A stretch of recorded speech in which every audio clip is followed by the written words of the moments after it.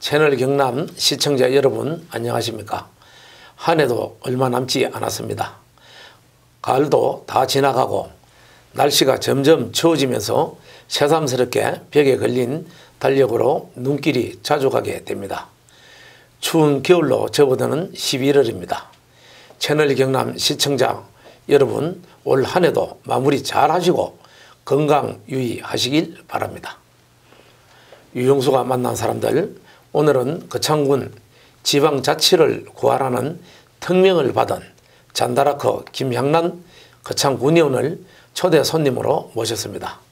김향란 의원은 지난 6.4 지방선거에서 새정치민주연합 비례대표에 출마해 당선되었습니다. 당선 후 군의회에서 갈목할 만한 의정활동을 펼쳐 주목을 받고 있습니다. 김향란 의원 그는 누구인가? 당선 후 무슨 일을 했는가? 김 의원이 생각하는 거창지역의 현안은 무엇이며 해법은 무엇인가? 새정치민주연합이 거창 국민들로부터 사랑받기 위해선 어떤 일들을 해야 하나? 오늘 김향란 의원의 육성을 통해 정치관과 거창 발전에 관한 생각들을 한번 들어볼까 합니다.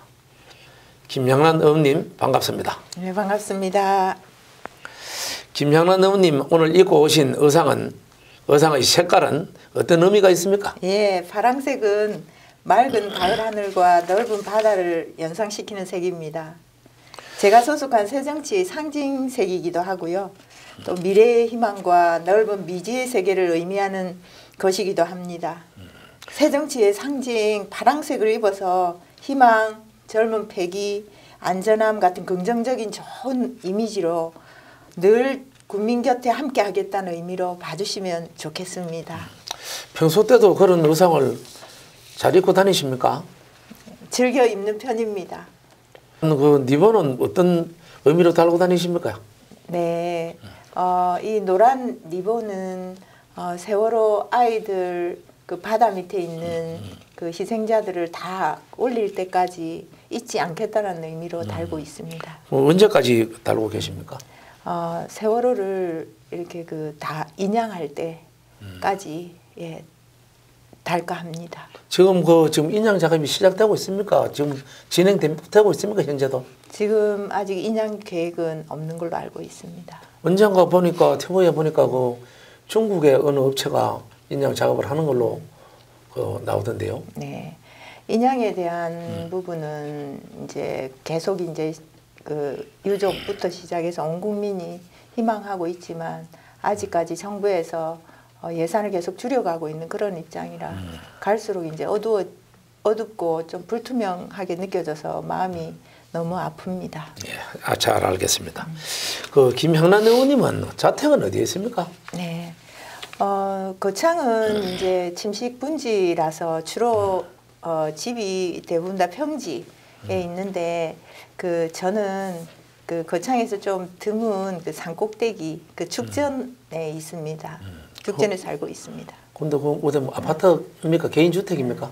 85년도에 지어진 좀 낡은 오래된 빌라에 살고 있습니다. 그래요.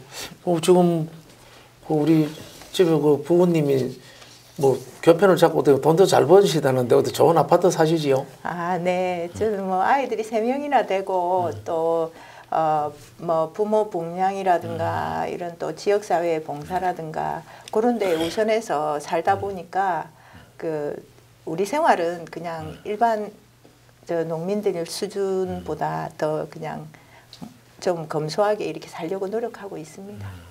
부군께서는 교육자시죠? 네, 그렇습니다.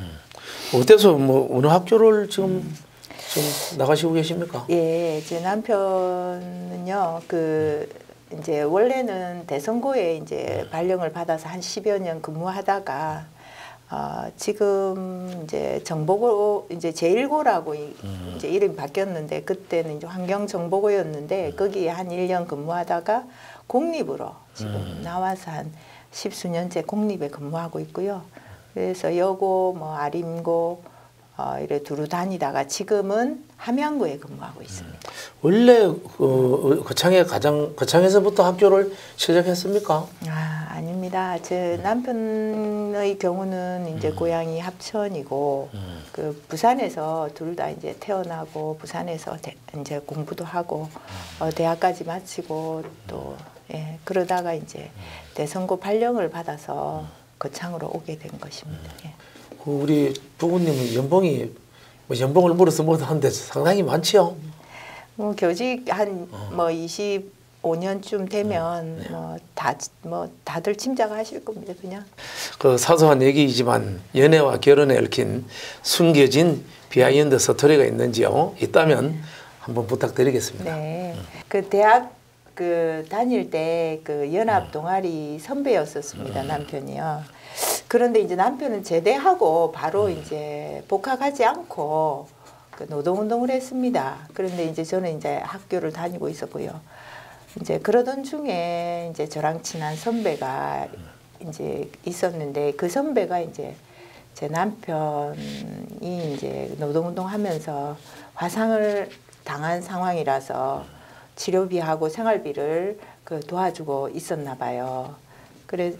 그런데 이제 그 도와주는 이제 날에 만나기로 한 날에 이제 제가 아르바이트로 클래식 다방에 이제 DJ를 한 3년 정도 했습니다. 대학 다니면서 우리 다방에 이제 제 남편이랑 친한 선배랑 이래 만나면서 우연히 이제 만나게 돼가지고 저를 소개해줘서 그렇게 해서 친하게 되었습니다. 예. 그 당시 그래 만나고 사귈 당시에 우리 김 의원님은 학교를 어느 학교 다니셨죠? 네, 저는 부산에 소재한 그 당시에 이제 부산여자대학교라고 해서 한강 이남에 이제 유일한 그런 여자 대학교에 사범대 다니고 있었습니다. 누가 먼저 좋아했는 겁니까? 그 당시에? 이제 아무래도 그 당시에 저는 이제 학생 운동을 하고 있었고 남편은 이제 노동 운동을 하고 있었습니다.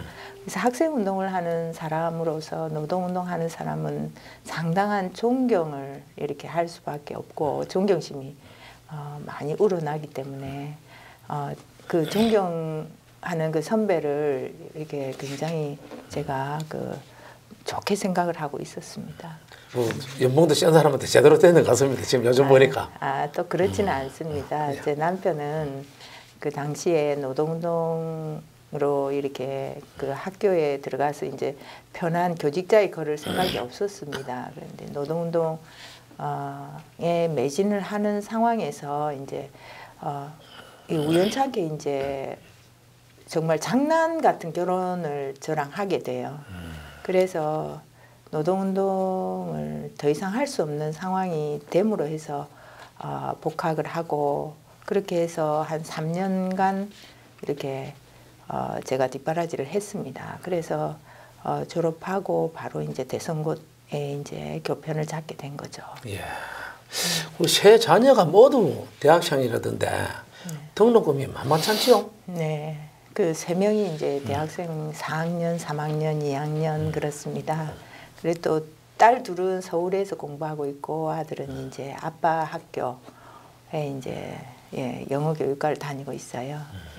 그런데 이제 다행스러운 건 2명은 또 국립 사범대를 다니고 있기 때문에 사립 1명 정도 수준이라 뭐 견딜만 합니다만은 우리 막내가 서울 소재 사립대를 다니니까 그 뒷바라지가 좀 만만치 않습니다. 지금 자녀들이 몇 살 뭐 한번 이야기해 보십시오. 우리 아들은 이제 27, 저 큰 딸은 24, 막내는 21 그렇습니다. 우리 아들을 더 놓으려고 하다가 딸을 둘란 겁니까? 어떻게 된 겁니까? 맨 첫애가 아들이니까요. 그래도 욕심이 있으면 또 아들을 더 낳으려 그랬죠? 성별에 대한 그런 욕심은 없습니다. 제가 가톨릭 신자이기 때문에 임신을 하면 이제 당연히 이제 다 낳아야 된다라는 생각을 하고 있기 때문에 뭐 그냥 가지는 대로 그냥 출산했습니다. 네. 오늘이 그 일요일입니다. 네. 오늘 그 부군을 위해서 어떤 아침 준비를 해드렸습니까? 오늘 일요일인데. 네. 이제 어저께 서울에 이제 집회를 다녀왔습니다. 그래 너무 늦게 이제 도착을 해서 새벽 1시경에 거창에 왔는데요. 어떻게 보면은 제가 이제 식사를 하고 해야 되지만 지금 남편 밥 얻어먹은 지가 이제 1년 한 반 정도 됐습니다. 작년에 9년 되고 난 뒤부터 남편이 주로 이제 집안일을 도와주고 식사도 이렇게 많이 하는 편입니다.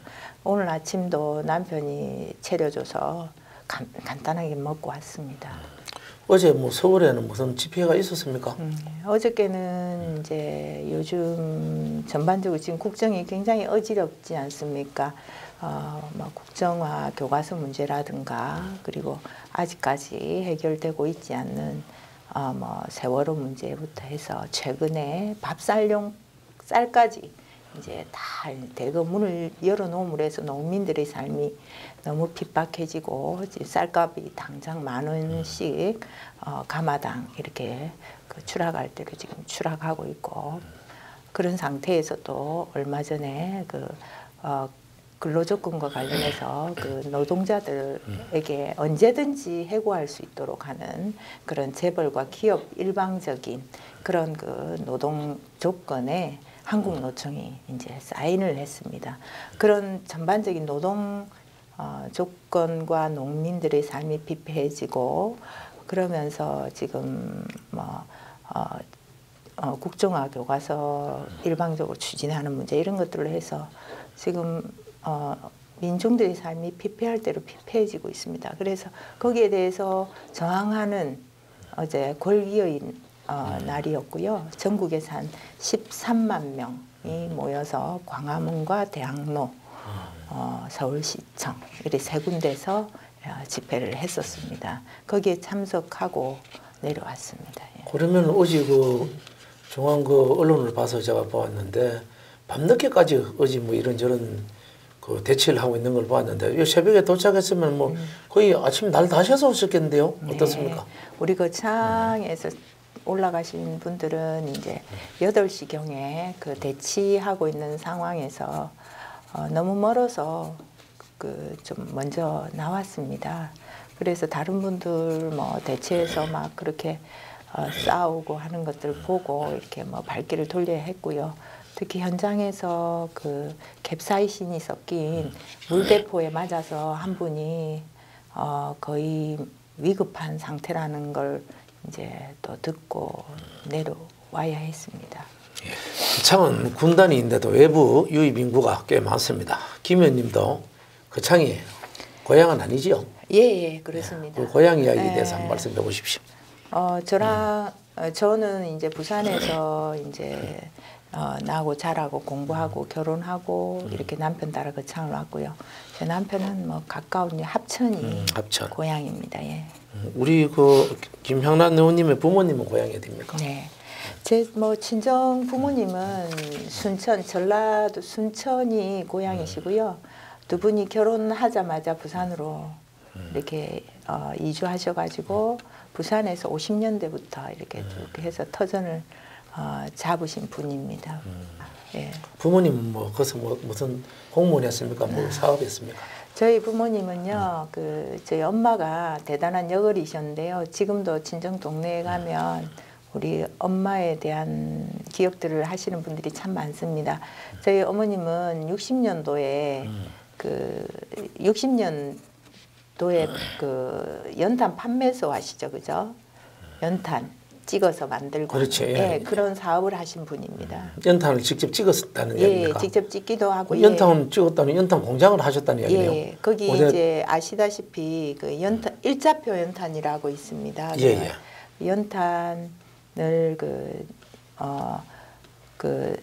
이게 파탄이 많이 나와요. 깨진 거요. 그렇죠. 그걸 갖다 도로 이제 옛날에는 석탄이 굉장히 좀 이렇게 강원도에서부터 오는 데까지 이렇게 수송이나 이런 것도 힘들고 하니까 이제 공장이 여러 군데에 있었어요. 근데 이제 우리 송도만 해도 판매소가 한 4군데 있었고요.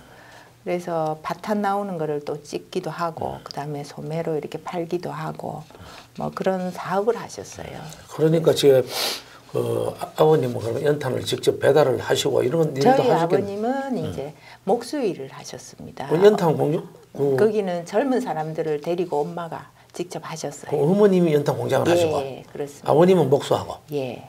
그래서 두 분이 이제 굉장히 돈을 잘 버셨죠.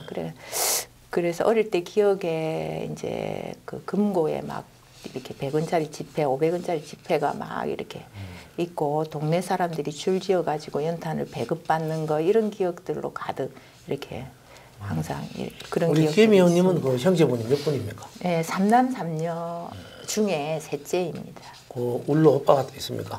오빠랑 언니가 있습니다. 어릴 적에는 그러나 맛있는 것도 많이 사셨겠네요. 예. 집에 보니까 그래도 뭐 목수 하시고 또 어머님이 연탄고 뭐 어떤 판매소나 뭐 그 깨졌는 걸 공장까지 하시는 거 보면은 그 돈 걱정은 안 했는 것 같네요 보니까. 예, 비교적 이제 비교적 돈이 이렇게 궁한 집이 아닌데 제가 셋째라서 그런지 어릴 때부터 이렇게 그 부모님을 많이 이렇게 생각하고 이렇게 형제들 많이 생각하고 큰 것 같아요. 지금 생각해 보면 늘 금고에 돈이 있고 그런데도 이렇게 마냥 돈을 쓰고 이런 일보다는 제 집이 앞에는 바닷가고 뒤에는 올라가면 산이 있어요. 그래서 거기 산에 다니면서 뭐 쑥도 캐고 막 친구들하고 놀면서 그 쑥 캔 거를 뭐 횟집에 그 어린 생각에 가서 팔아서 그 동전을 엄마한테 갖다 주고 싶어 하는 그런 아이였습니다. 예, 놀면서 늘 이렇게 집안일도 많이 이래 돕고 그렇게 하면서 컸습니다. 우리 뭐 그 창에 오셔서 주로 어떤 일을 많이 하셨습니까? 저는 이제 남편도 사범대를 나왔지만 저도 사범대를 나왔어요. 그래서 임용고시를 이렇게 봐야 되는데 한 2번 실패를 했습니다. 그래서 이제 거창에는 뭐 워낙 학교들이 많다 보니까 학교에서 이제 기간제 교사를 계속 했습니다. 그 뭐 짧게는 석 달부터 길게는 3년 정도 약 한 20년을 수많은 학교를 옮겨 다니는 것이 꽤 힘들었을 텐데 기간제 교사는 어떤 자리입니까? 네. 뭐 기간제 교사는 이제 그 제일 많게는 이제 출산을 한 그런 경우 그리고 이제 사고를 당한 경우나 몸이 아프신 선생님들을 위해서 예비 인력으로 이렇게 채용하는 경우가 많고요. 또 하나는 이제 예산 부족으로 인해서 정식 티오를 내지 못했을 때 기간제 교사를 또 채용하기도 합니다. 우리 그 창에서 뭐 기간제 교사를 하면서 주로 학교 안 가본 학교가 없을 텐데 네. 뭐 주로 어느 학교에 많이 가서 근무를 하셨어요?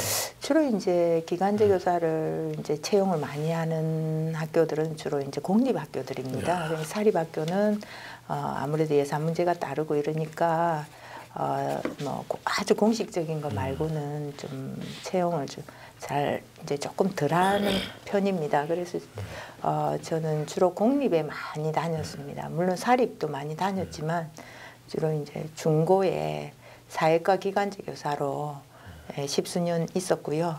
그리고 이제 초등학교가 이제 교사가 많이 또 교사난에 봉착해서 교장 선생님들이 좀 와달라 해서 한 10여 년 또 초등학교에서 또 기간제를 했었습니다. 현재 우리 김향란 의원은 우리 거창 군민이 김향란 하면은 다들 많이 압니다. 그런데 지금 그 기간제 교사 하는 동안에 특히나 그 우리 학교 선생님들이 김향란 하면 모르는 선생님이 없겠는데요. 네, 최근에 이제 신규 선생님 뭐 몇 분 그런 분들 빼고는 거진 저랑 다 근무를 이제 많이 이제 하신 분들이다 이렇게 보시면 되겠습니다. 예. 그 기간제 교사 20년을 계속 한다는 것은 쉽지 않는데 혹시라도 후회한 적은 혹시 있습니까? 네. 예. 한 번씩 이렇게 신규 선생님들이 시험 합격해서 올 때 그렇게 당당하게 이렇게 막 근무하는 모습 보면서 이제 기간제 교사로서의 소임을 늘 이제 앞에 전임 교사 하던 방식을 따르려고 하고 빈자리 표 안 나게 하려고 노력을 많이 이렇게 해왔습니다. 그럴 때에 이래 보면 나도 그냥 지금 하고 있는 거 그냥 하지 말고 그 시험에 좀 집중해서 매진해서 한번 다시 해볼까 이런 생각은 한 번씩 했습니다만은 늘 아이들 키우는 문제 이런 뭐 생활들 이런 그 속에서 그래도 내가 그냥 이 자리에 만족하고 최선을 다하는 것이 맞다 싶어서 그냥 열심히 살았고요. 지금 와서 보면은 어째 보면 정식 교사로 있었다면 몇 개 학교 다니지 못했을 거고 그러면 많은 선생님들과 학부모들 이렇게 만나지 못했을 겁니다. 지금 오히려 그 시험에 떨어진 것이 오히려 더 잘된 일이고 또 기간제 힘들었지만 그렇게 힘들게 해왔던 거 묵묵히 이렇게 해온 것이 오히려 더 저한테는 좋은 일이다 이런 생각을 하게 되었습니다. 제가 몇 년 전에 김양란 의원을 어떤 자리에서 같이 다녀본 적이 있는데 그 당시 보면은 그런 정도의 열심히 하는 모습 같으면은 뭐 선생님 시험 그거 대부분 남을 것 같습니다. 그런데도 불구하고 참 오늘 이 자리에서 같이 만나서 대화를 하는데 그 시험에 신경을 안 썼지요. 그 당시. 시험은 아닙니다. 제가 5시간을 자고 그렇게 했습니다. 다만 기간제 교사를 계속 하면서 시험 준비를 했기 때문에 그 당시에 시험 제도는 암기 그러니까 오지선다에다가 이렇게 주관식으로 이렇게 답안을 작성해 넣는 것인데 암기 위주로 했었습니다. 지금은 바뀌어 가지고 실기를 수업 실연을 주로 보기 때문에 기간제 교사한 경력이 시험에 훨씬 많이 반영되기 때문에 유리하지만 그 당시에는 막 다 외워야 되는 그런 지식 위주의 선발 형태였다라는 거 그런 것을 이제 제가 못 살렸다 그런 것 때문에 이제 시험에는 성공하지 못했습니다. 제가 봤을 때는 지난 세월에 내가 어디서 봤는데 대통령 선거에 운동하는 것만큼 열심히 했으면 시험 되고도 남았지 싶습니다. 어떻게 생각합니까? 제가 선거운동을 굉장히 열심히 합니다. 근데 선거운동만 열심히 하는 게 아닙니다. 이제 어떤 일이든 해야 되겠다 생각을 하면 물불 안 가리고 이렇게 하는 편입니다. 시험 공부도 마찬가지로 5시간 자고 그렇게 하고 했었습니다. 그 이제 제 아들 같은 경우도 지금 이제 올해 12월 지금 초에 임용고시를 처음으로 칩니다. 그리고 제가 우리 아들의 그 시험 공부하는 것에 대해서도 제가 해봤기 때문에 이렇게 많은 조언을 줄 수 있어서 실패한 사람으로서 또 이야기하는 그런 또 기회도 또 마련돼서 또 참 잘 됐다고 오히려 생각을 합니다. 아드님은 뭐 과목이 영어입니까? 예, 영어교육과 부산대 영어교육과 4학년입니다. 예. 영어 선생님이 되시려고 하겠네요. 네, 그렇습니다. 우리 그 창에서 시민운동도 활발하게 하셨는데 어느 단체에서 활동하면 또 시민단체의 역할은 무엇이라고 생각하십니까? 네, 직장에 뭐 늘 매여 있는 몸이었기 때문에 실무적인 일은 잘 못하고 주로 이제 회원으로서 회비 납부부터 해서 활동하는 데 있어서 자리 메꾸는 그런 일들에 이래 빠지지 않고 같이 참여하고 그리고 또 제 주변 사람들한테 알리고 이렇게 시민단체 회원으로 가입시키고 그런 활동들을 좀 많이 했었습니다. 그 새정치민주연합에 입당하게 된 계기는 무엇입니까? 예, 정당 활동도 마찬가지로 직장에 매여 있으면 정당 활동이 참 어렵습니다. 그런데 이제 주로 이제 새누리당 그러니까 뭐 그 전에는 뭐 이름을 다 이제 많이 바꿨지만 제가 대학 다닐 때는 이제 민정당이었습니다. 그 한나라당이라고도 하기도 하고 신한국당이 이름을 쓰기도 했던 그 새누리당의 그 전신의 정당들, 그 정당이 아시다시피 친일을 기반으로 하고 있고, 그리고 자본가들의 어떤 그런 이익을 이리 맞춰주는 그런 정당이기에 우리 서민들의 그 대변을 해줄 수 있는 정당에게 힘을 실어줘야 되고요. 그리고 항상 그 새누리당이 그 선거에서 성공하지 못하게 하는 것이 제 사명이라고 생각을 했었습니다. 그래서 새누리당 후보가 아닌 무소속이든 통합진보당이든 아니면 뭐 새정치든 가리지 않고 이렇게 지원을 했었습니다. 우리 거창에 지금 야당이 많이 있는 걸로 아는데 주로 새정치 말고 당 성향이 어떤 당들 지금 당원들이 있습니까? 우리 거창에. 지금 우리 거창은 좀 이게 조금 좀 예민한 부분이라 다른 당 이야기를 해야 돼서 약간 예민하긴 한데, 아까 이제 입당에 대한 지금 답이 좀 덜 된 것 같아서. 예, 말씀하십시오. 예, 제가 이제 입당을 할 수밖에 없었던 것은 이제 그 전에는 뭐 새누리당 후보만 아니면 다 도와주는 그런 활동들을 했었는데, 지난 12년 총선 때에 통합 야당 후보를 또 지원한 적이 있었는데요. 그때에 그 통합 야당이라 하지만 실제로 야당을 다 끌어모으면 최소한 40%대가 나와줘야 되는데 아주 20%도 안 되는 그런 득표를 하는 것을 보고서 거창에 그 대한야당은 새정치다라고 생각을 하고 총선 직후에 바로 입당을 하게 되었습니다. 그리고 우리 거창 지역에 이렇게 정당들을 이래 보면 그 군단이지만 어지간한 정당 시민단체들이 다 있습니다. 그러니까 녹색당도 있고요. 그리고 또 노동당 하시는 분도 몇 분 계시고, 예. 지금 뭐 해산된 통합진보당 분들은 해산만 되었다 뿐이지 또 다수가 또 있으십니다. 우리 새정치도 대한야당으로 생각을 하면서 많은 분들이 이렇게 입당을 해서 지금 세가 많이 커진 상태입니다. 지난 그 12년 총선 때 야당 단일 후보가 누구지요? 그 당시? 그때 예, 지금 우리 거창에 이제 그 변호사 하고 계시는 예, 그 뭐 실명을 이야기해도 됐는지 모르겠습니다. 그 당시에 통합진보당으로 나왔습니까? 그러니까 통합진보당으로 나왔는데 통합야당으로 나왔다는 겁니다. 통합야당. 예, 후보로. 단일 후보로? 예, 단일 후보로 나왔다. 지금 현재는 새정치. 단일 후보로 나왔는데도 그렇게 20%를 넘지 못하는 걸 보고서 이래서는 안 된다. 그 새정치에 그러니까 그 당시에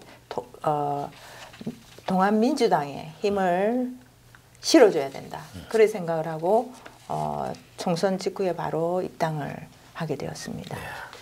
그 문재인 대통령 후보 대통령 선거 때 주로 무슨 일을 많이 했습니까?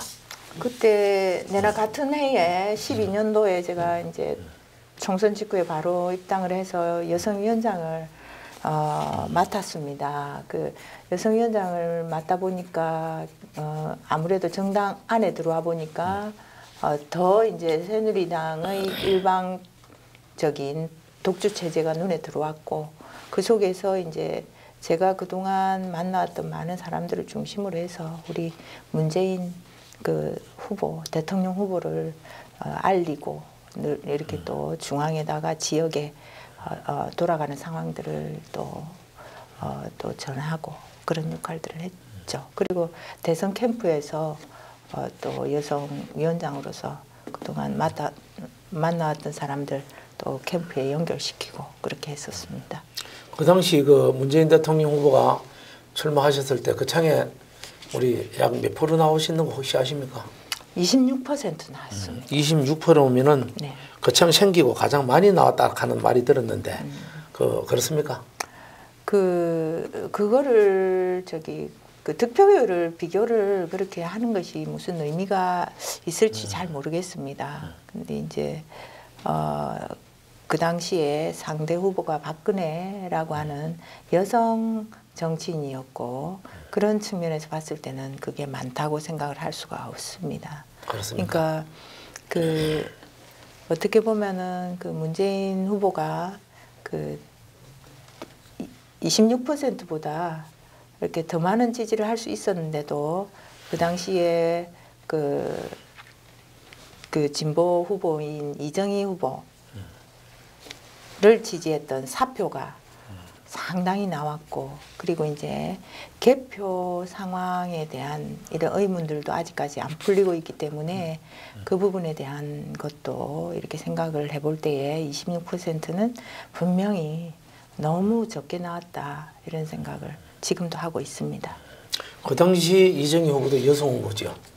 네, 대통령 후보. 그랬죠. 며칠 앞두고 예, 사퇴를 했죠. 근데 그 후보님이 사퇴한 이후에 오히려 박근혜 후보를 도왔다 이런 소문이 많이 났거든요. 그에 대해서 어떻게 생각하십니까? 뭐 그 부분에 대해서는 조금 미묘한 부분이 있어서 조금 말씀을 드리기가 좀 힘듭니다. 그렇습니까? 네, 그냥 그렇습니다. 넘어가겠습니다. 예. 그 새정치민주연합에는 여러 개파가 있는데 김양란 의원은 어느 개파 소속입니까? 딱 어느 개파다라고 이렇게 답하기보다는 이렇게 개파에 대해서 한번 짚고 넘어갈 필요가 있다고 생각이 듭니다. 우리 새정치에는 이제 다 아시다시피 노무현 문재인 현 당대표 중심으로 하는 친노그룹이 있고요. 그리고 김근태 선생을 중심으로 하는 민평령계가 있습니다. 그리고 이제 박지원 또를 중심으로 하는 동교동계가 있고요. 그리고 손학규 그룹, 관료 그룹 이렇게 해서 주요 그룹이 5개가 있습니다. 그런데 이제 이래 보면 일부 언론이 우리 야당을 공격할 때 이렇게 개파 문제를 자꾸 거론하고 개파가 많은 것이 아주 나쁜 일인 것처럼 이야기를 합니다. 하지만 과연 개파가 나쁜 것인지 한번 살펴볼 필요가 있는 거죠. 개파는 제가 생각할 때 가치 중심의 정책 그룹이 지도자를 중심으로 해가지고 이렇게 결합한 것이라고 생각을 합니다. 우리 당은 특히나 더 그렇습니다. 사람만을 중심으로 한 게 아니라는 겁니다. 그리고 이제 개파 문제를 생각하면 또 이 부분도 생각을 해야 됩니다. 이 개파는 권위적인 그런 군사 문화 시스템으로 움직이는 그런 정당에서는 개파가 있을 수가 없어요. 이 개파는 이 권력자가 개파 자체를 용인해 주지 않으면 있을 수가 없거든요. 그런 상태에서 그 새누리 같은 경우는 개파 형성이 굉장히 어려울 수밖에 없는 것이죠. 반면에 우리 새정치는 그동안 치열했던 민주화 운동 과정에서의 모태, 양태가 각각 다르고 또 워낙 다양해서 지도자의 어떤 가치 중심의 정책 그룹이 이렇게 형성되다 보니까 개파가 많아질 수밖에 없는 겁니다. 다만 좀 신경을 써야 될 부분이 있다면 각 개파가 정책으로 이렇게 대결하면 창의성이 나타나고 그러면서 각계 약진할 수 있지만 파벌 싸움에 이렇게 치중해버리면 부작용 때문에 당내에 분열이 이렇게 우려된다라는 겁니다. 그렇지만 지금 새누리에서 이야기하는 것처럼 개파 자체가 이렇게 문제가 되는 게 아니라는 거, 이렇게 개파라고 하는 것이 사람만을 중심으로 하는 게 아니라 그 밑에는 다양한 경험을 통해서 우리 철학을 통해서 공유하는 집단이라는 거, 그런 점을 생각할 때는 개파는 필요하다라고 생각을 합니다. 그리고 본의원은 본인은 이렇게 어떤 개파를 딱히 이렇게 쫓고 있지는 않습니다. 각 개파마다 그 관련되는 분들을 두루두루 다 만나고 있습니다. 예, 그렇습니까? 네. 얼마 전에 그 정동영 의원을 만났는데 김양란 의원에 대해 많은 관심을 갖고 있었습니다. 정동영 의원을 어떻게 평가하고 있습니까? 네, 우리 정동영 상임고문님은 참여정부 시절에 이제 통일부 장관을 이렇게 역임하시면서 대륙으로 가는 길을 구상하고 또 10년 후 통일이라는 또 책을 통해서 통일만이 우리 한반도 문제를 이렇게 해결하고 한반도를 다시 일으킬 수 있는 길이라고 이렇게 비전을 제시한 통일운동가입니다. 그리고 제주의 강정마을에 해군기지가 들어서서 천혜의 그 자연환경을 훼손시키고 이렇게 절경을 이렇게 그 공사장으로 이렇게 만들려고 할 때에 온몸으로 막아서 이렇게 애쓴 환경운동가이기도 합니다. 그리고 거창에 이제 우리 거창과의 인연을 보면 거창에 이제 신원사건 추모공원 요 건립에도 굉장히 힘을 쓰셨고요. 그리고 이 추모공원의 각종 행사에도 이렇게 항상 오시려고 노력하셨고 또 대성고에 또 강연에 백인 북클럽이라고 또 있습니다. 거기 강연에도 오시고 이렇게 해서 거창에 많은 인연을 갖고 계신 분입니다. 그래서 거창을 인권의 도시로 이렇게 만들기 위한 그런 특별한 애정을 갖고 계신 분으로 알고 있습니다. 근데 하지만 이 안타까운 것은 최근에 현실 정치 문제 해결 방법론에서 너무 앞서가다 보니까 탈당까지 이렇게 하셨어요. 그리고 또 굉장히 힘든 길을 가고 계세요. 너무 아까운 분이고 이래 지금이라도 다시 우리 당으로 들어와서 그동안에 많은 그 경험과 가지고 있는 식견 그리고 그 열정 이것을 당 안에서 다시 쏟으셔야 되지 않나 그런 생각을 합니다. 지금 마음에 아마 많이 안 들 겁니다. 당 안에 돌아가는 상황들이나 이런 것들 또 새정치가 또 이렇게 자고 우면하는 그런 모습들이 답답하시겠지만 그래도 안에서 참으시고 힘을 키우시고 그렇게 하시기 위해서라도 지금이라도 안 늦다고 생각을 합니다. 정말 복당하셔야 되는 분이 아닌가 이런 생각을 합니다. 예. 네.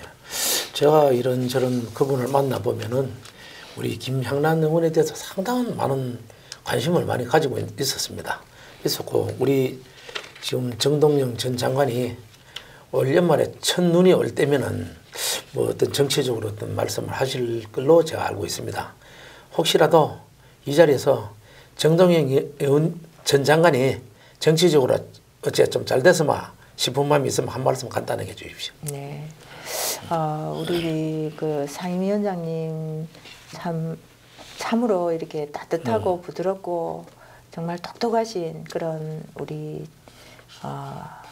우리나라의 참 손꼽히는 지도자이신데 너무도 이렇게 안타깝게도 이렇게 당 밖에서 홀로 이렇게 고군분투하고 계시는 걸로 알고 있습니다. 우리 새정치도 지금 많이 힘들고 이렇게 많이 혼란스럽습니다. 이럴 때에 다시 큰 마음 내셔가지고 다시 꼭 좀 복당하시라는 말씀을 다시 한번 드리고 싶습니다. 그리고 항상 어디 계시든 건강하시길 바라고요. 그리고 통일운동에 이렇게 큰 비전을 누구보다도 뚜렷하게 갖고 계신 만큼 그 통일 대업을 이루기 위해서라도 지금 여러 가지로 미진하고 답답하고 부족한 부분 다 이겨내셔야 된다고 생각을 합니다. 꼭 조속한 시일 내에 복당이라는 지혜로운 판단하시리라 믿습니다. 그리고 우리 그 사선 의원을 지낸 장영달 우리 열린우리당 원내대표도 하셨고 그 장영달 의원님도 우리 그 김향란 의원에 대해서 상당히 어떤 자리에 이런 데 가면 많은 관심을 가지고 있고 또 우리 김향란 의원을 자랑을 많이 합니다. 그분하고는 어떤 관계 인연이 있습니까? 네, 우리 장영달 위원장님은 사실 기득권을 버리고 이제 우리 경남의 정치 지형의 변화에 조금이라도 물꼬를 터보고자 이렇게 자청해서 경남으로 오신 분입니다. 전북에 그 전주에 계셨으면 5선, 6선까지 하셨을 분입니다. 그런데 그 기득권 내버려 두고 경남 도당의 위원장을 맡으셔가지고 우리 도당이라고 하는 배에 그런 키를 잡으셨던 분입니다. 그 인연으로 해서 제가 이제 입당한 직후에 만나게 돼가지고 지금까지 인연을 이어오고 있고요. 저희 가족들을 또 여러 차례 또 불러주셔가지고 또 자택에도 가서 이제 사모님들이 해주시는 밥도 얻어먹고 또 가족들 다 이렇게 수시로 한 번씩 보고 그렇게 하고 있습니다. 아, 그런 관계입니까? 네. 그분도 곧 제가 알기로는 우리 거창하고 함양하고 가까운 지역에 모시에서 출마를 한다는 이런 소문이 약간 나가 있습니다. 예. 그런 소리 들은 적이 혹시 예. 있습니까? 예, 우리 장영달 위원장님께서는 원 고향이 이제 전북 남원이십니다. 남원에서 초등학교를 졸업하고 함안으로 가서 함안 중학교에서부터 이제 축구 선수로 이제 고등학교 때까지 활동을 하는데 고등학교는 이제 전주 고등학교를 나오셨고요. 그런데 이제 그 우리 장영달 위원장님께서 후배들의 요청에 의해서 남원에 지금 이렇게 조금 내부 분열이 있는 것을 이렇게 하나로 이렇게 통합하시기 위해서 후배들의 요청으로 남원 지역구를 출마하시는 걸로 예, 알고 있습니다. 예. 자, 지금부터 본격적인 거창 의정 활동과 관련된 질문들을 던져보겠습니다. 20년 거창 지방자치 역사상 첫 야당 의원으로서 열정적인 의정 활동을 해 새정치민주연합 경남도당 시군 전체를 통틀어 작년 하반기와 올 상반기에 의정활동 평가에서 최우수 의원으로 뽑혔다는데 군 의원으로서 그간 어떤 일들을 했습니까? 한 말씀 네. 하십시오. 뭐 방금 말씀하신 대로요. 새정치 경남 기초광역의원 전체를 대상으로 이제 언론 노출, 5분 발언, 군정 질문 횟수, 조례 제정 뭐 이런 내용을 척도로 해서 평가를 받았는데요. 18개 시군 그 5분 발언, 군정 질문, 언론 노출 분야 이 세 분야에서 제일 높은 평가를 받았습니다. 이제 구체적으로 보면 거창군 주요 현안인 교도소 반대, 무상급식 회복, 또 교육 문화, 농업 복지 환경 건설 등 군정을 망라해 갖고 5분 발언 15회, 그 다음에 군정 질문 3회, 주요 사업 보고 시에 주요 사업 문제 제기 방향 제시 이런 것들, 그 다음에 예산결산위원회 행정사무감사 2회, 이제 매주 화요일마다 또 주례 회의에서 문제 제기 방향 제시를 꾸준히 해왔고요. 그리고 국회, 경남도당, 법무부 방문 이게 50여 차례 했습니다. 주요 신문 방송 인터뷰도 15차례 이상 하면서 지역 현안에 대한 의견을 이렇게 부지런히 피력하고 다녔고요. 작게는 또 마을 단위 현안 수건 사업들도 이렇게 좀 챙기고 있습니다.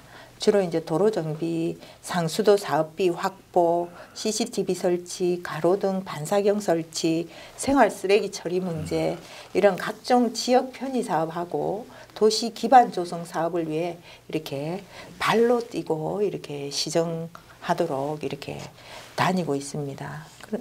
근데 제가 한 일 중에 일반적인 사업들은 이제 차치하고 이제 중요 사업만 보면 제일 먼저 꼽는 것은 학교 많은 곳에 들어서는 교도소 반대 활동이라고 할 수 있습니다.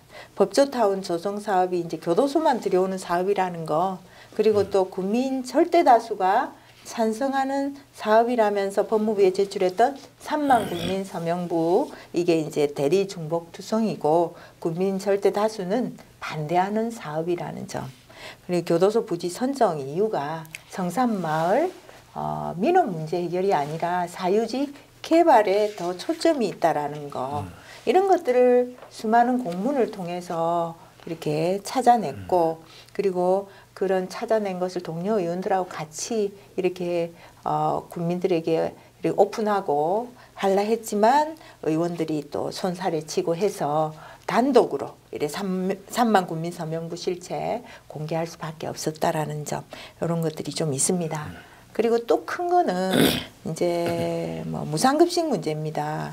요거는 이제 홍준표 지사가 이제 일방적인 행정으로 이렇게 일거에 이제 무산을 시켜버렸는데요. 이 무상급식 회복을 통해 가지고 친환경 지역 농산물 생산 그리고 유통 문제, 그리고 소비를 이렇게 좀 보장하기 위한 조례 개정, 이런 활동들을 이렇게 주로 했습니다.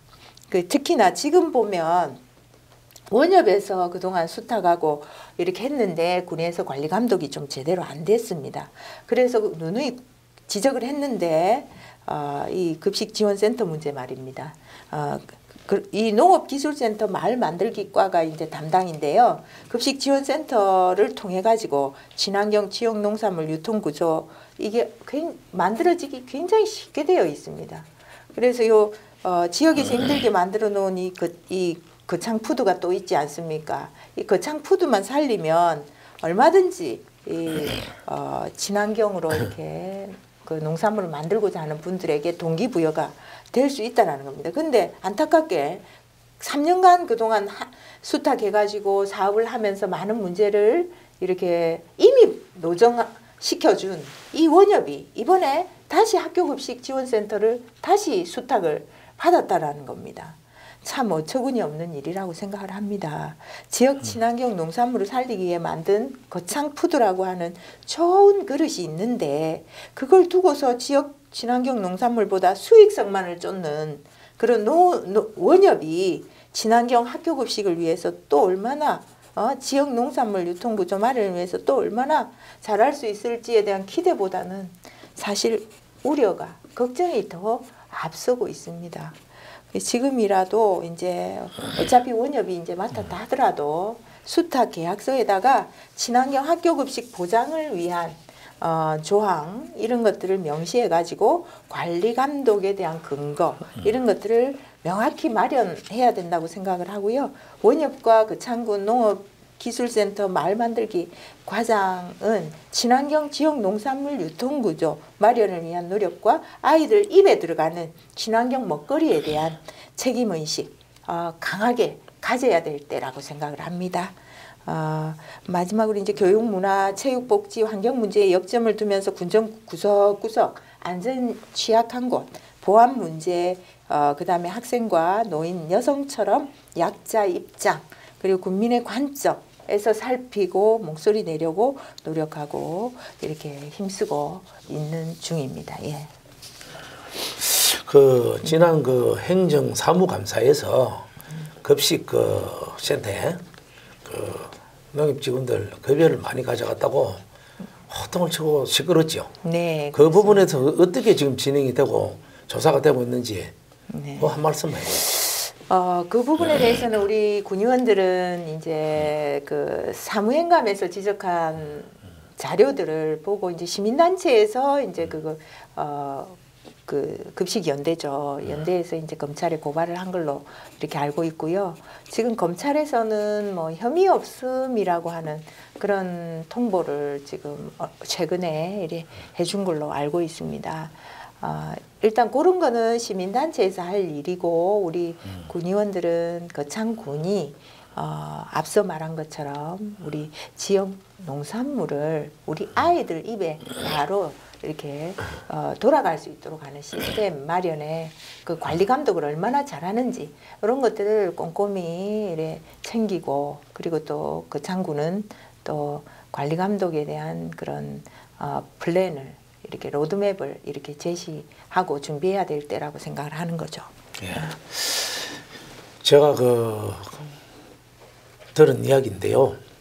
내년 4월 4.13 총선에서 우리 김양란 의원이 경상남도 새정치민주연합의 여성 지분으로 비례대표에 뭐 가깝다는 그런 이야기를 들었는데 그 부분에 대해서 아는 게 있으면 간단하게 한 말씀 해보십시오. 그 문제에 대해서는 전혀 들은 바도 없고요. 그리고 사실 뭐 이제 정치 시작한 초선 의원입니다. 지금 군정 파악하기도 아직까지 버겁습니다. 군의원 노릇 꼬박 이렇게 꼼꼼하게 잘 챙기고 이렇게 꼬박꼬박 이렇게 국민들께 알리고 이런 일을 하기도 굉장히 버겁습니다. 그런데 국회의원의 그 직분은 아무나 하는 게 아니라고 생각합니다. 저보다 훌륭한 분들이 우리 당에는 너무도 많습니다. 그분들 중에 이렇게 분명히 아마 또 그 역할을 잘 해나가실 분이 나올 거라고 생각을 합니다. 우리 창에서 뭐 이런저런 말하는 걸 들어보면은 우리 중앙에 가면은 그 새정치민주연합에 말씀하세요? 서영교 의원보다는 우리 김향란 의원이 훨씬 더 지금 낫다고 이런 말들이 거창이 많습니다 지금. 그런데 조금 전에 뭐 겸손하게 말씀하시는 것 같는데 이런저런 이야기를 소문을 들어보면은 비례대표에 뭐 공천 받을 가능성도 있다는 그런 이야기가 많이 들립니다. 예, 만약에 비례대표에 뭐 몇 번이든지 된다면은 뭐 어떻게 하실 겁니까? 공천을 주신다면. 뭐 덕담이라고 생각을 합니다. 그 사실은 뭐 우리 서영교 의원님 연설이나 일 추진 능력이나 그 아무나 못 따라갑니다. 그 남성 의원 10몫을 하는 여성 의원입니다.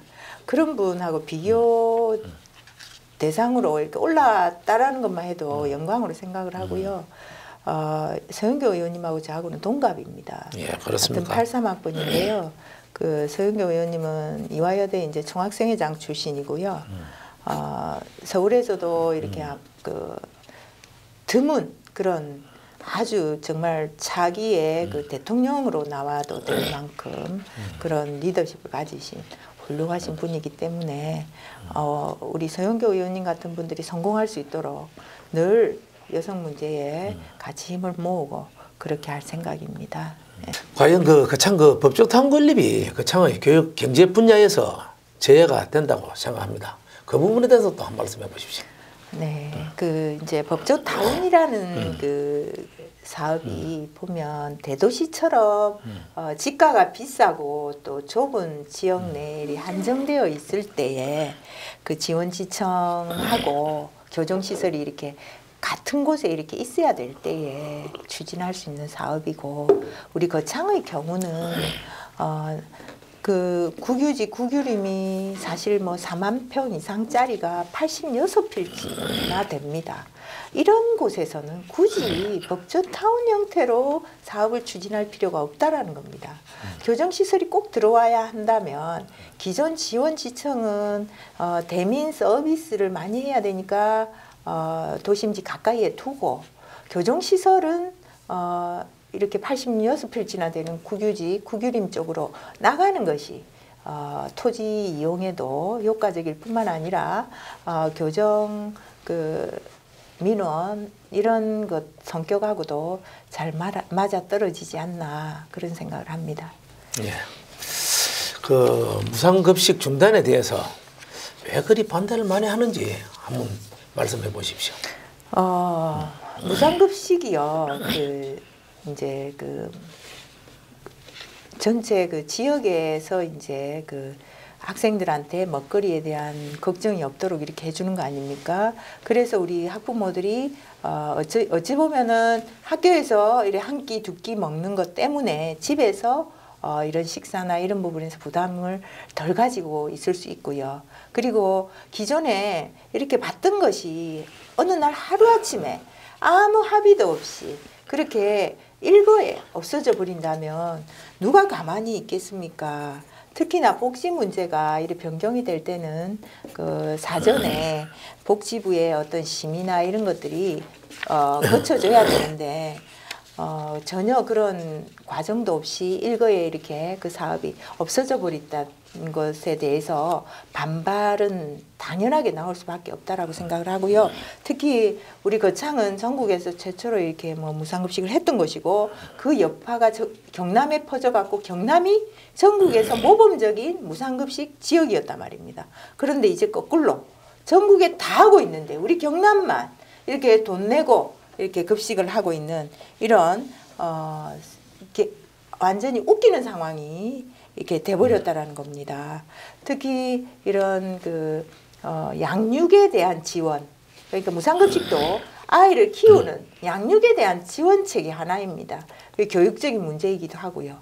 출산에 대한 정책만을 할 게 아니라 이 양육에 대한 지원 정책을 더 해야 되는데 잘 하고 있던 무상급식을 없앴다라는 것은 정말로 이거는 우리 도민들 전체에 대한 그 도리가 아니라고 생각을 합니다. 특히 아이를 많이 낳으라고 할 때는 언제고 이제 그 2명, 3명 많이 낳은 학부모일수록 그 피해를 더 많이 이렇게 받아야 되는 그런 상황이라는 거, 그런 점에서 봤을 때 이런 그 정책은 당장 원점으로 이렇게 돌려야 되고요. 그리고 무상급식을 무산시키는데 관여된 분들 책임도 물어야 될 거라고 생각을 합니다. 자, 그럼 거창 대학 연극제에도 비판의 칼을 내밀던데 어떤 문제점이 있습니까? 연극제에 대해서. 이제 우리 연극제가 이제 왜 또 문제가 되냐면요. 이게 그냥 한 단체에서 이렇게 하는 것 같으면 하면 됩니다. 근데 두 단체에서 똑같은 이름으로 연극제를 하려고 했고요. 이제 편의상 A단체, B단체로 해서 말씀을 드리자면 A단체의 경우는 이제 군비 3천만 원과 도비 1,000만 원 받아가지고 일정을 급하게 만들어서 그것도 이렇게 그 축제에 나오는 학교에 통사정을 해서 그 8개 팀 겨우 이렇게 만들어서 그 축제를 진행하려 했습니다. 근데 이제 B단체는 기업 후원 또 자부담 이런 것을 해서 24개 대학 중에서 선발을 까다롭게 해서 12개 학교를 이렇게 추진을 하는 데다가 부대 행사도 아주 다양하게 이렇게 했더라고요. 보니까 심포지움 같은 이런 숙박 프로그램을 해서 비용 부담이 많았음에도 불구하고 이런 출전했던 대학들의 만족도를 굉장히 높이고 이렇게 했다라는 점이죠. 그런 점에서 이제 이렇게 돈을 받아서 진행하려고 하는 거 당연히 막아야 안 되겠습니까? 그리고 또 하나는 더 큰 문제는 요 A 단체의 경우는 지원 군비 3천만 원이 미리 예산에 이렇게 잡힌 것도 아니었어요. 그런데다가 이 예산의 성질이 영화 관람 보조 예산에서 급히 빼온 돈이었다라는 겁니다. 결국은 이제 A 단체가 이렇게 급하게 만든 요 대학 연극제 요걸 지원해버리면 누가 피해가 가겠습니까? 영화 관람을 즐기는 국민들에게 피해가 돌아갈 수밖에 없는 상황이라는 겁니다. 이 A단체는 또 11월에 대학 연극제를 원래는 계획했었습니다. 그러다가 예산 배정을 못 받을까 봐 급하게 한 달을 앞당겨 가지고 10월 초에 하려고 했다라는 거죠. 그런데다가 더 문제가 되는 것은 이 단체는 10억에 가까운 돈을 지원받아서 국제연극제를 했던 단체입니다. 국제연극제 끝난 지가 2달이 넘어가 3달이 다 돼 가는데 아직까지 국제연극제 정산서조차 내지 않고 있는 상태에서 무리하게 예산 지원을 받아서 또 연극제를 하려 했다라는 겁니다. 그래서 이 예산은 선심성 예산이라고 볼 수밖에 없었고 그렇게 나무라는 의원들을 일부 군의원이 어쩌고 하면서 근거 없는 말로 자신이 실질적인 대표로 있는 제2신문에다 도배하고 공격적인 글로 이렇게 채웠다는 겁니다. 이렇게 언론인이면서 공적인 지원금을 10억 이상 받고 심지어 군비로 월급까지 받고 있는 분입니다. 문화연극인인지 언론인인지 정체를 분명히 해야 합니다. 이런 상황에서 올바른 군의원이라면 어떻게 해야 될까요? 그냥 입 닫고 가만히 있어야 될까요? 그 내용을 우리 국민들에게 알리고 이렇게 바르게 이렇게 지적해야 된다라고 생각을 해서 이렇게 말을 하게 된 겁니다. 네. 근데 조금 전에 정산서 이야기가 나오는데 정산서를 요청한 적이 있습니까? 정산서는 수차례 요구를 했었습니다. 연극제 끝나고 뭐 바로 나오기는 어렵다는 걸 알기 때문에 사업 계획서를 좀 보자고 했었고요. 그 다음에 한 달쯤 후부터는 계속 정산서 내놔라는 소리를 우리 군의원들이 돌아가면서 이야기했었습니다. 그런데 불구하고 지금 정산서를 받았습니까? 최근에 며칠 전에 이틀 전에 받았습니다. 오늘부터 저기 이틀 전에 예, 받았습니다. 이틀 전에 이제 동료 의원이 이제 받아서 이렇게 지금 검토 중에 있습니까? 검토 중에 있습니다. 지금 감사를 할 겁니까 앞으로? 예, 세밀하게 살펴보고 문제가 없다면 다행이지만 문제가 있다면 반드시 지적을 하고 우리 정말 피 같은 알토란 같은 우리 국민들의 돈이 제대로 쓰이도록 이렇게 노력하겠습니다. 예. 그럼 뭐 지금 뭐 수차례 우리 거창에 우리 군의원이 뭐 누굽니까? 국민의 대표입니까? 군의원들은 각자 자기 지역구의 대표이기도 하고요. 그리고 우리 비례대표들은 또 지역을 또 대표하기도 하고. 그래서 그런 대표성을 가지고서 각자 자기 맡은 일들을 해야 된다고 생각합니다. 그런데 국민의 대표 기관에서 이 자료를 갖다가 수차례 요청하는데도 자료를 안 내놓는 이유가 뭡니까? 계속 이제 일단 당사자들이 너무 늦게 낸 것 같아요. 그러니까 일반적으로 정해진 뭐 2달이라고 하는 걸 다 채웠고, 그리고 또 집행부에서는 그걸 받아서 검토하는데 너무 많은 또 시간을 쓰고 있었고요. 그러면서 다 검토한 다음에 우리한테 넘겨주다 보니까 이렇게 뒤늦게 받게 된 것 같습니다. 지금 그 받은 자료를 가지고 뭐 소장이 살필 계획입니까? 네, 그렇습니다. 계획을 살펴서 문제가 있으면 언제 한번 공개를 할 겁니까?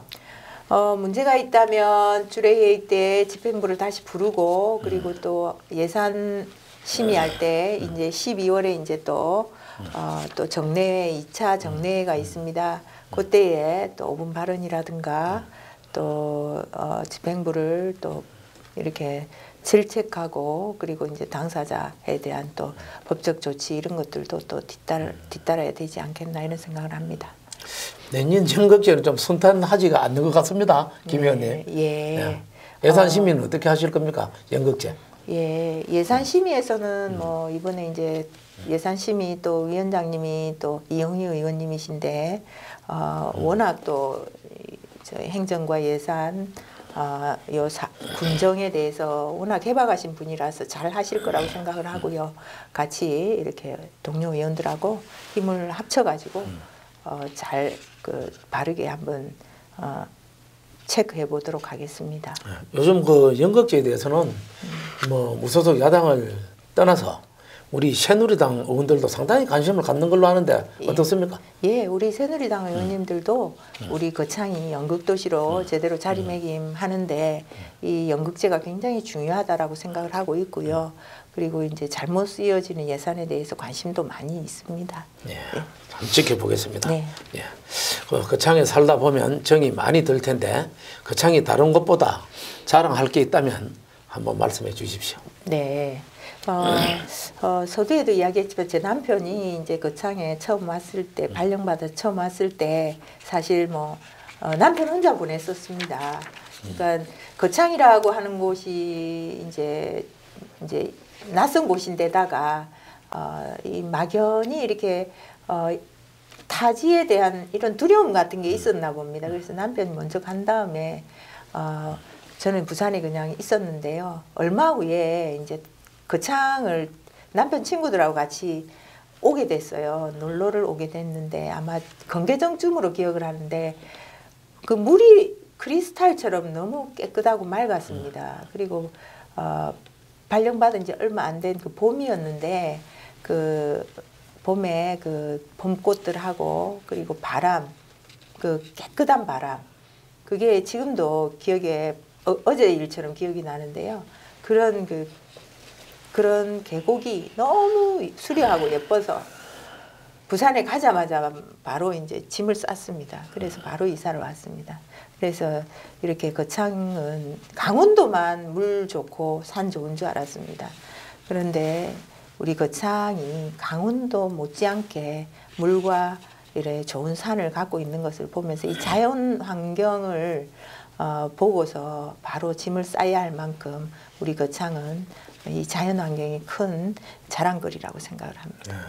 어디 가면 우리 거창에 금은산이 있죠. 네. 제2의 금강산이라고 이런 말도 하는 사람이 있는데 들은 적이 혹시 있습니까? 예, 금은산의 경우는 사실 이제 제가 굉장히 운동을 좋아합니다. 운동 중에서도 이제 등산을 굉장히 많이 했는데요.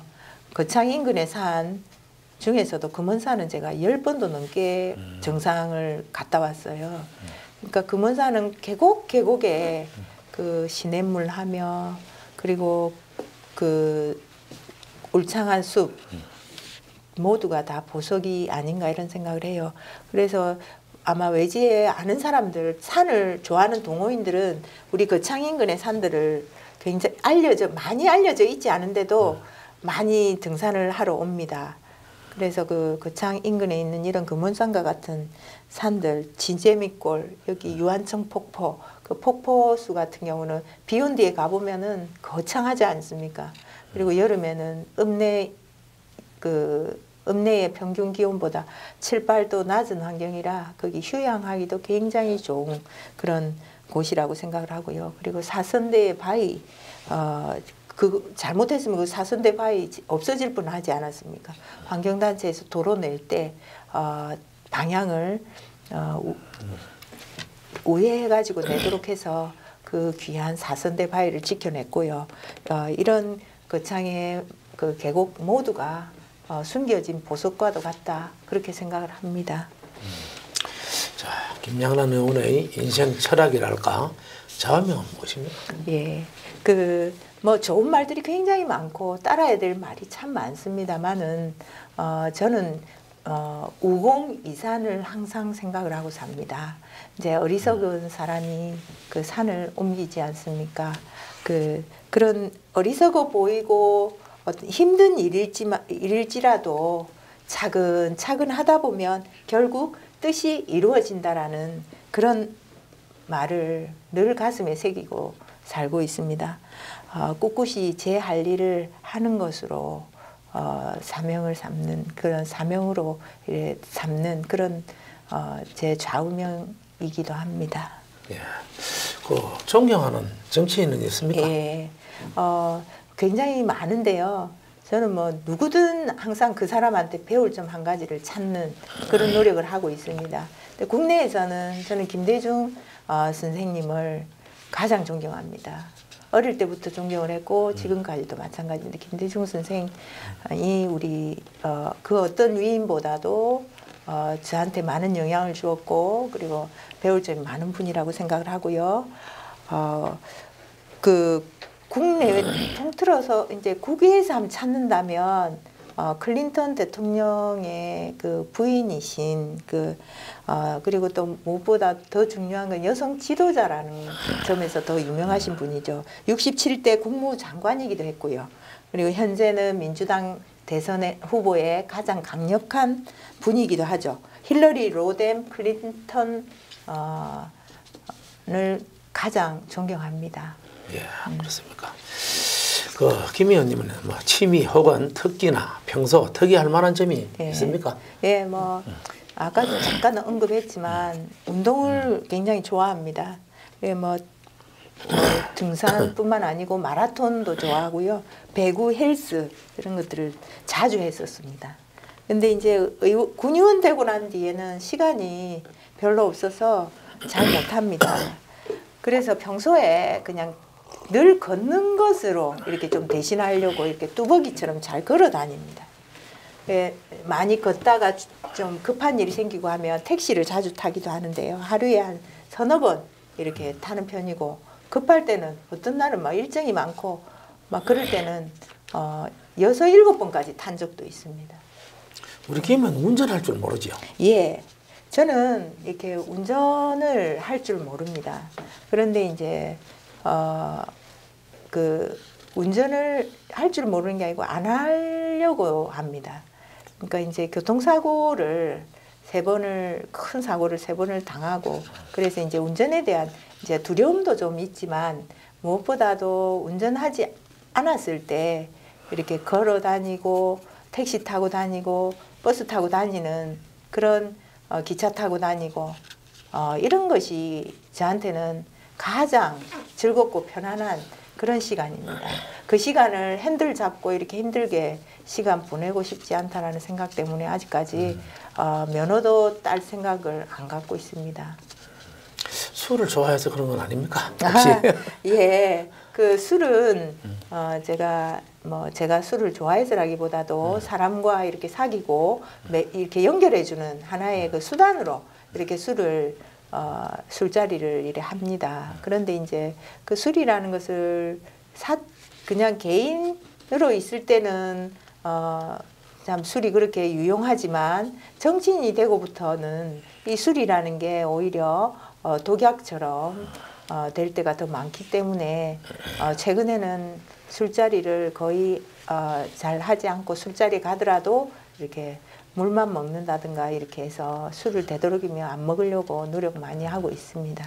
그냥 하는 소리가 아니라 그 군수 후보로 오르내리는 김양란 의원은 전국적으로 주목받는 정치인으로 성장할 자질이 많습니다. 이후 정치적 진로나 진출 계획은 있습니까? 예, 그 과찬의 말씀이신데요.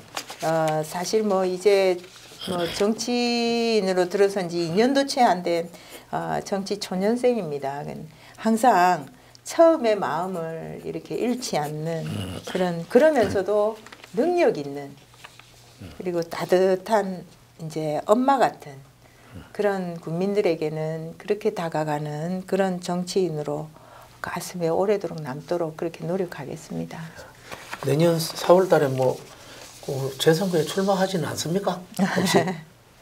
예, 지금 산적해 있는 군정 챙기기도 사실 참 버겁습니다. 그래서 정치 일정이나 뭐 이런 것들에 제가 도와줄 수 있는 일은 찾아보겠습니다만은 제 스스로가 후보가 돼서 뭐 나서고 그러지는 않을 작정입니다. 항상 제가 지금 하고 있는 일, 맡은 일에 충실한 그런 정치인이 되도록 하겠습니다. 그럼 내년 4월 13일에는 출마하지 않지만은 18년도 군수 후보로 나갈 수도 있다. 그 이야기입니까?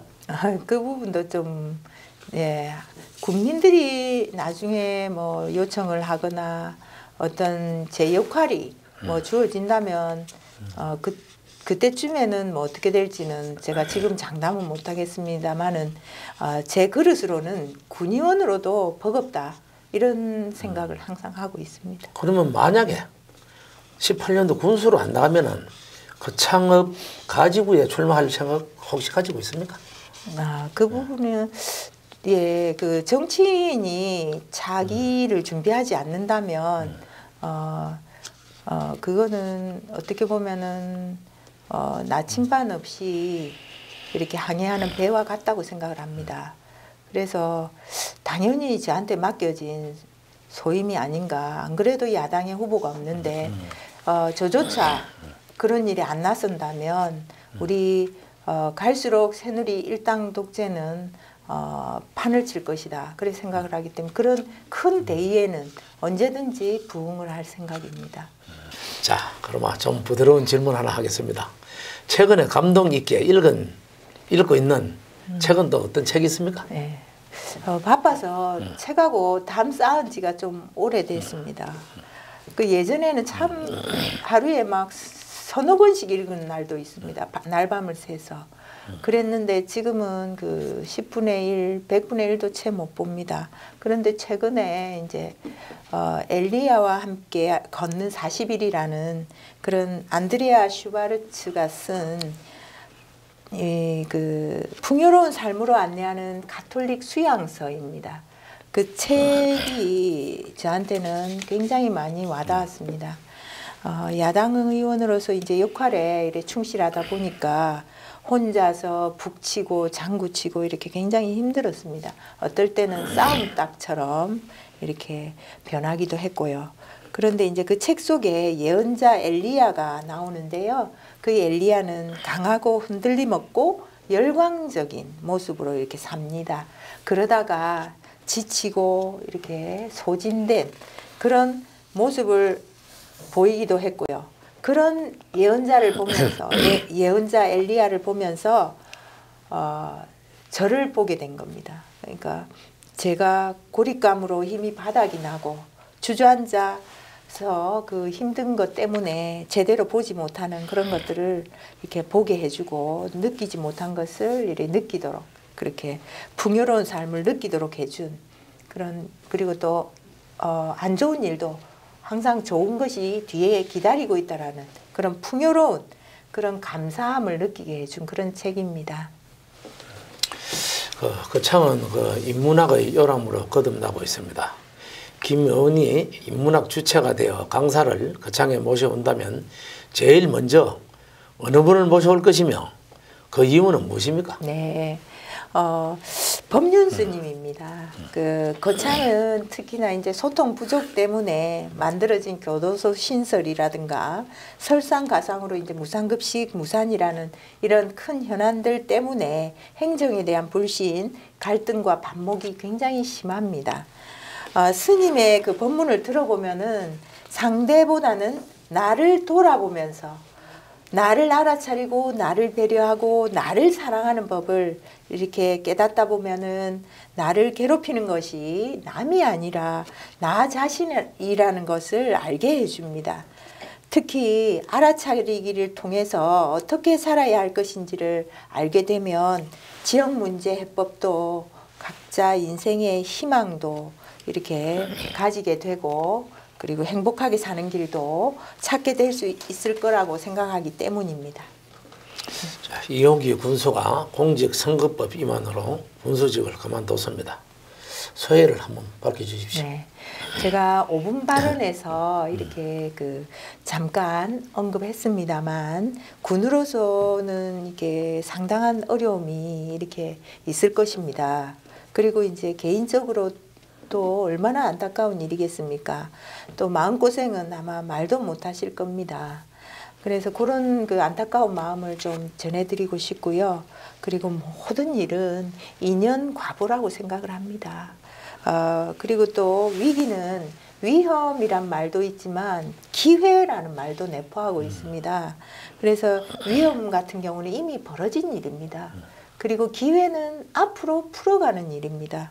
이런 시기에 이제 당사자도 이제 잘 다독이고 그동안 삶을 한번 정리해보는 기회로 삼으시길 바라고 또 군정의 바톤을 이어받으신 우리 장민철 그 군수 권한 대행님께서 이 교도소 신설 같은 이런 굵직한 현안 이런 것들은 되도록이면 좀 다음 군수에게 좀 미루고 일시에 지금 사업은 좀 중단할 필요가 있고 마무리 단계에 있는 사업들이라든가 국민 생업과 관련된 그런 일에 이렇게 좀 매진해 주십사 하는 말씀도 아울러 드리고 싶습니다.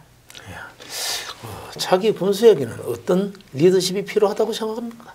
네, 우리 이제 리더십이 뛰어난 분일수록 좋겠죠. 그렇지만 우리 거창군은 전국 어느 지역 못지않게 지금 많은 현안들이 벌어져 있기 때문에 다양한 리더십이 필요하다고 생각합니다. 그 중에서도 국민들이 무엇을 원하는지 들을 줄 아는 큰 귀와 마음을 가진 봉사자 리더십이 무엇보다 필요하다고 생각을 해요. 거창한 거창뿐 아니라 진정한 거창은 어떤 모습이어야 하는지 그런 것에 대한 어떤 밑그림을 그릴 줄 아는 손과 또 볼 줄 아는 눈을 가진 파워 리더십이 필요하다고 보고요. 특히 약점에서 강점을 만들어내는 실패를 두려워하지 않는 변혁적 리더로서 갈등을 예방하고 해결하고 소통 능력 가진 그런 리더십이 필요할 때라고 생각합니다. 자, 이제 한 달 후면 올 한 해도 마감입니다. 한 해를 마감하면서 거창 국민에게 드리고 싶은 인사의 말씀 있으면 한번 부탁드리겠습니다. 네. 올 한 해 정말 다사다난했고 특히 유난히 나라가 어수선하고 설상가상으로 우리 경남도와 거창군 특히 혼란했습니다. 자, 군수라는 선장이 키를 놓고 기관사가 대신 키를 잡은 형편입니다. 대의민주주의일수록 정치에 관심이 많아야 하고 또 참여해야 합니다. 특히 정치는 정치인의 전유물이 아닙니다. 먹고 살만한 남성들의 전유물도 아닙니다. 참여할 수 있는 일 중에 또 제일 쉬운 게 또 제일 중요한 게 선거입니다. 선거를 잘하면 내 생활이 편해집니다. 선거는 인물을 보고 뽑아야 내 생활이 편해집니다. 인물을 볼 때는 어떻게 살았는지, 어떻게 살고 있는지, 어떤 비전을 가진 후보인지를 봐야 되고 정당을 선택할 때는 나를 위한 정책을 내고 실천하는 정당인지 판단해서 선택해야 합니다. 투표가 바로 먹고 사는 일임을 잊지 말아야 합니다. 올해는 사과 등 농산물 가격이 너무 좋지 않아 농민들의 시름이 클 것으로 예상합니다. 항상 농민들의 대변자가 될 것이며 힘내시라는 말씀 드리고 싶습니다. 그리고 바쁜 농사일에 지역사회 문제에 관심 갖고 참여하면서 팍팍 살림까지 꾸리고 가족들 부양하느라 고생 많으셨다는 말씀 드리고 싶습니다. 특히 부족한 저에게 많은 지지와 격려 주시고 관심과 기대까지 해주셔서 어깨가 더욱 무겁다는 거 느끼고 있습니다. 늘 처음 마음으로 국민들 가슴에 오래도록 남는 정치인이 되도록 하겠습니다. 기온차가 너무 심합니다. 건강 조심하시고 늘 행복하시길 빕니다. 감사합니다. 오늘 김양란 의원을 초대해 정치관과 거창 발전에 관한 솔직담백한 이야기를 들어보았습니다. 거창 지방자치의 잔다르크 김양란 거창군의원의 거창 발전을 위한 의정활동 앞으로도 기대하면서 채널 경남 유영수가 만난 사람들 오늘은 여기서 마치겠습니다. 시청해 주셔서 감사합니다.